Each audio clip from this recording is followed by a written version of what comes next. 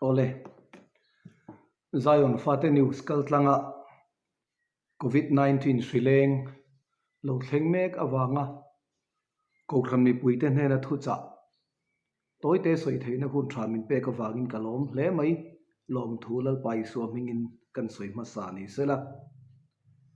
tin he khileng hi kan khiat angin khovel pum atum meka kan ram mizoram po min lu chil ta ani amasa pathian thu thamuan na thu kan soi main hetiang khileng awanga inring hlel emo van doi thila veipal kan lo omani pon ko khram te zinga tu ma in tharung mi lovin thu nei tu te hena in ria tir vat ni sela ming thup emo ming lem man emo po athalova he khileng hi chople chila thi na ani lova kan ria tangin mi tam takin an veya avei tam takin an dam chu pui bokani chowangin tula tunla ya in thup deu ro engtin tin amon ti kwala he ya thalova thu nei tu te hena kan in ria tiranga avei te kha in thin rik chi ani lova kan in en kolanga pathian zar kan tam le mai do nani chowang chon tu truma hian khovel sarkar le khotlang ina thei to ka tia kini rong bol tu te pon kan thei to kan chho kan tong traya tun trum minute linga le ka kan soiru chu pathian thu tonga kan in thamon na tur ni sela kan in nga na turatan thu fingte number som ni le pal thumna chang som thu fingte number som ni pathum chang som mang an ni ai chau mai chon I chak na abei thamani thil mang an thlak lai taka mang ang lo han ni te chu kan ti mai thei ma se kan pathian thu hian mang an laia I chau mai chon I chak na abei thamani ati tlat mai ni hetiang khi lo po hian khovel he tuang fo to a tin ko ran mi kan nia wang emo thuthlung mi kan nia wang a veilo tur emo kai lo bik tur in ngai tur po ani chong lo tlang khileng hi kumtin a lenga thil dang dang khria len thina chu ko ran hok te zinga vei tam tak kan oma cancer te po kan veya natna rang rang in min tlak buaka lalpana du chon min tidam le maya adu chon min hum him theya ko ran mi kan ne wanga khri zong zong natna zong zong laka him bi emo lalpa ven him tur bi ka in ngai tur ne lo athi po kan la thidon accident awangin emo khrileng wangin emo lungphu cholin emo kan la thidon chuero kan chian apoi mo em ani ti chuan mangan thla khopin kan ral khela adikani lau lo bik ni emo lau fal bik ni po thalo kan ti thei to ka ro chu thei to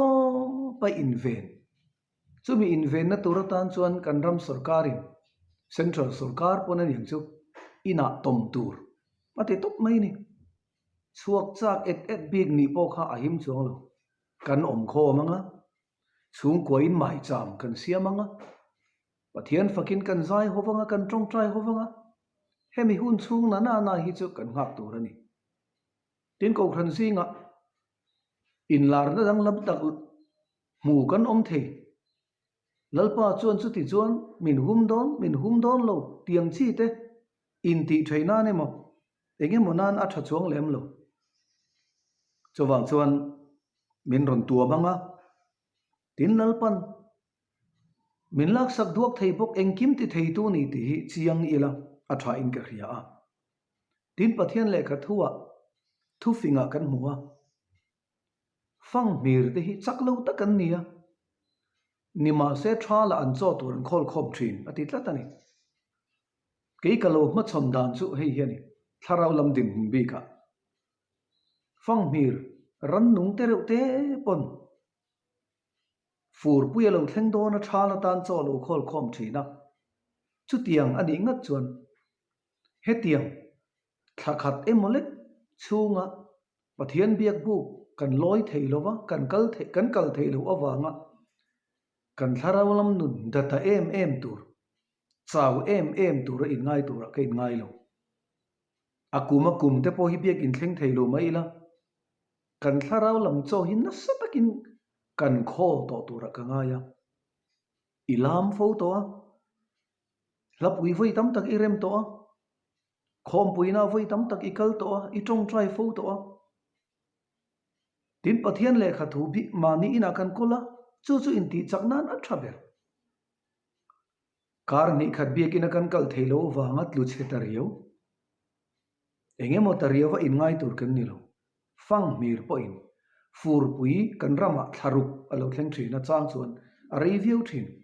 chumi tan chon cho alo khol khoma ei tur alo bot se ni ngai chuan ke ni ko khan hovin engange kan lunga ya kum thum polam theilovin sarkar in min khung sela kan ni tin ei zon na ko nga chon kan buai khopang kan tharau lam din munero chu na so zo kin kan chak tur ni ti hi pathian thumin zir tir dan anitla tani tin polo chuan rom le khathona min shrila bungria chang som thum panga khan krista mangai na ta chu engin nge min then theyang atile riap mai ni krista mangai na ta chu tuin nge min then theyang reom nei ne mo lungai nei ne mo tra mi ne mo ti du dai ne mo saruak nei ne mo laom nei ne mo khan dai ne mo min then theng em ni chang som thum le pasare chon then sue chung zong zonga chon min mangai to wang chon ro pui ta ka ngam tu kan ni hei kan tharau lam din mun in bot sai nan mang fo ila pathian kan biak na achi bai kan buk na anung kan zuina ko nga hian har sap na lo thleng nat na rileng ani amo bom lo ma wang mo lir nging rap thak awanga har sap na lo thleng awanga ko ran mi hi chi ai ve mai tur kan ni lo apostol te huna kan mua ko ran an so nge dan chu pui ta kani reom na tam tak tuarin pathian rama kan lu tur ani reng ani tin ko ran te khotina an ti nget ati mai ni tun trum hileng covid 19 chung changa hian tharau lama kan din mun tur chu a ain thwa sel ka duwa kan ni tin khosak nun phung ero chu mithiam te soi kan ngai thla ki adik karing kan tuar devam chung tinin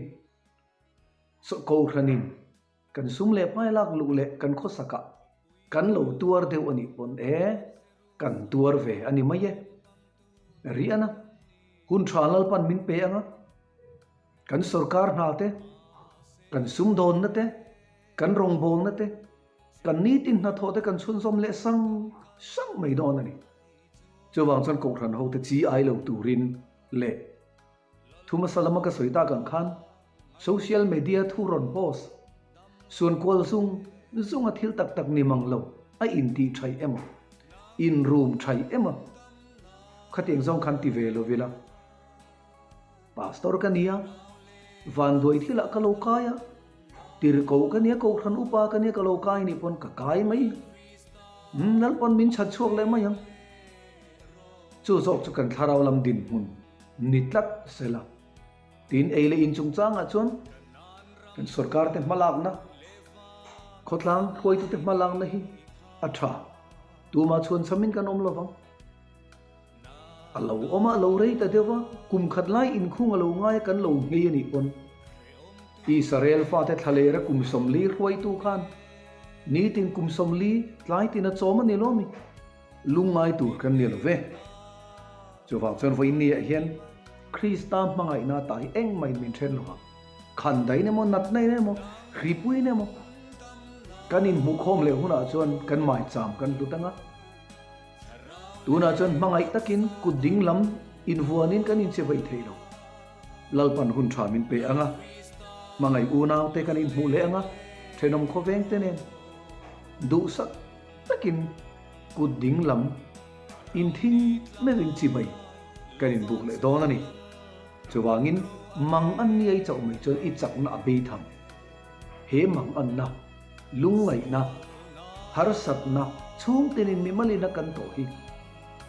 alung sia thak zong emo avan doi zong emo a engemo zong in ngai to lovin lalpa ne na nun tam tak kan ni theina ni sela Krista mga ina tai ai mai min then tu ren lo ti in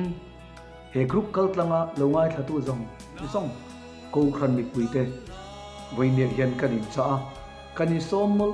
molani loinen kol thala pathian thu chiarla in chung koin hun lim takin lo mangla ni tha hun tha boru thiang him lalpan min pelea in zain lalpat mal som cheu ro se alo me